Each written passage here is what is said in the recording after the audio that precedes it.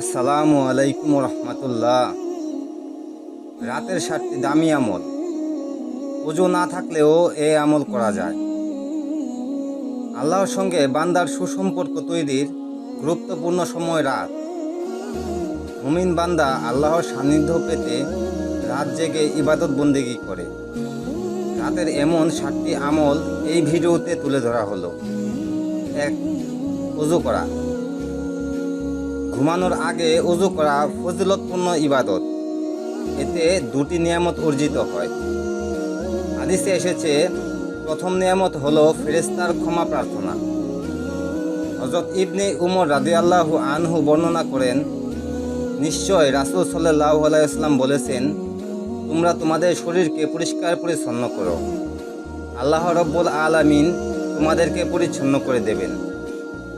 আর যখন আল্লাহর কোনো বান্দা ওযু করে বিছানায় ঘুমাতে যায়, আল্লাহর ওই ব্যক্তির সঙ্গে তার ক্ষমা প্রার্থনার জন্য একজন ফেরেশতা নিযুক্ত করে দেন। ঘুমের মধ্যে ওই বান্দা যখনই নড়াচড়া করে কিংবা এপাশ ওপাশ করে, তখনই ওই ফেরেশতা তার জন্য এই দোয়া করে, আল্লাহ মাগফির লি আবদিকা, হে আল্লাহ, আপনার বান্দাকে ক্ষমা করে দিন, কেননা সে পবিত্রতা অর্জন করে ঘুমিয়েছে। দ্বিতীয় নেয়ামত হলো দোয়া কবুল হয়। রাসূল সাল্লাল্লাহু আলাইহি ওয়াসাল্লাম বলেছেন, কোনো বান্দা যখন ওযু করে পবিত্র হয়ে ঘুমায় আর ঘুমানোর পর যদি কোনো কারণে রাতে ঘুম ভেঙে যায়, তবে সে যেন একটু হলেও আল্লাহর জিকির করে। যদি কেউ জিকির করার পর আল্লাহর কাছে দুনিয়া ও আখিরাতের কল্যাণ কামনা করে, তবে আল্লাহ তাআলা তাকে তার চাহিদা অনুযায়ী তাই দিয়ে দেন। দ্বিতীয়ত, আয়াতুল কুরসি এবং সূরা বাকারার শেষ 2 আয়াত তেলাওয়াত করা।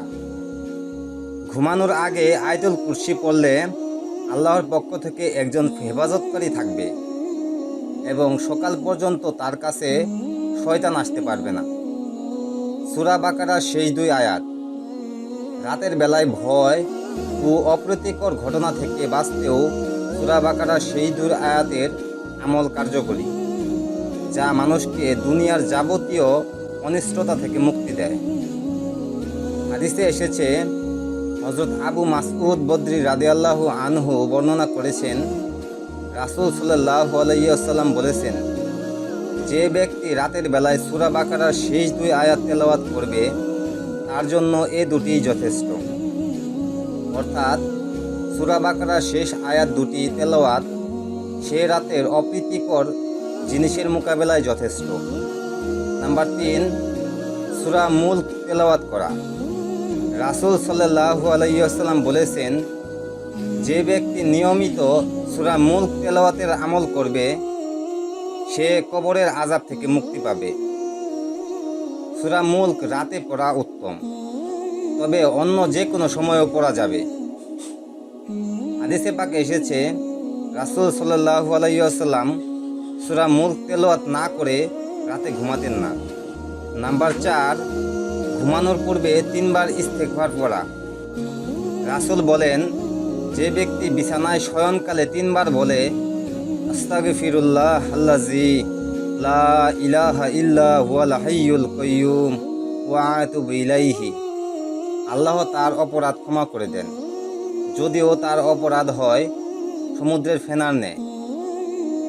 নাম্বার 5, সূরা নাস, ফালাক ও ইখলাস 3 বার পড়া এবং সূরা কাফিরুন পড়া।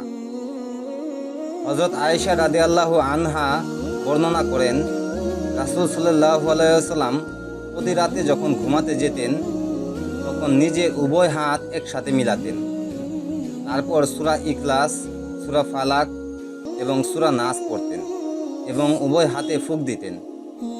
তারপর দেহের যতটুকু অংশ সম্ভব হাত বুলিয়ে নিতেন।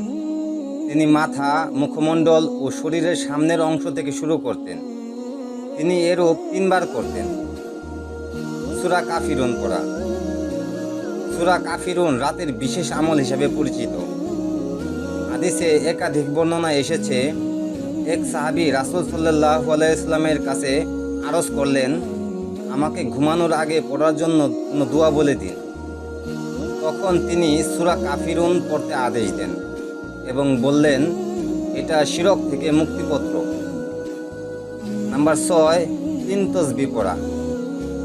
শুধু প্রত্যেক নামাজের পরই নয়, এই 3 তসবিহ সকাল সন্ধ্যায় যেমন পড়ার কথা বলেছেন বিশ্বনবী, তেমনি তিনি রাতে শোয়ার সময়ও এই 3 তসবিহ পড়ার কথা বলেছেন। তসবিহগুলো হলো সুবহান আল্লাহ 33 বার, আলহামদুলিল্লাহ 33 বার এবং আল্লাহু আকবার 34 বার পড়া। আলী ইবনে আবি তালিব রাদিয়াল্লাহু আনহু থেকে বর্ণিত, ফাতেমা রাদিয়াল্লাহু আনহা যখন মহানবী হযরত মুহাম্মদ সাল্লাল্লাহু আলাইহি ওয়াসাল্লামের কাছে একজন সেবক চেয়েছিলেন, তখন রাসূল সাল্লাল্লাহু আলাইহি ওয়াসাল্লাম বলেন, আমি কি তোমাদের এমন কিছু সম্পর্কে জানাবো না যা তোমাদের জন্য একজন সেবকের চেয়ে উত্তম হবে? তোমরা যখন বিছানায় যাও তখন 33 বার আল্লাহু আকবার, 33 বার সুবহান আল্লাহ এবং 34 বার আলহামদুলিল্লাহ পাঠ করো। এটা তোমাদের জন্য একজন সেবকের চেয়ে উত্তম হবে। নাম্বার 7, ঘুমানোর সময় ডান কাতে শুয়ে এ দোয়া পড়া। আল্লাহুম্মা বিসমিকা আমুতু আহিয়া। অর্থ, হে আল্লাহ, আপনার নামে মৃত্যুবরণ করি এবং জেগে উঠি।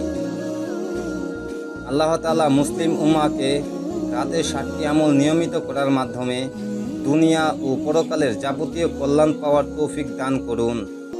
যাবতীয় অনিষ্টতা থেকে মুক্ত থাকার তৌফিক দান করুন। আমিন।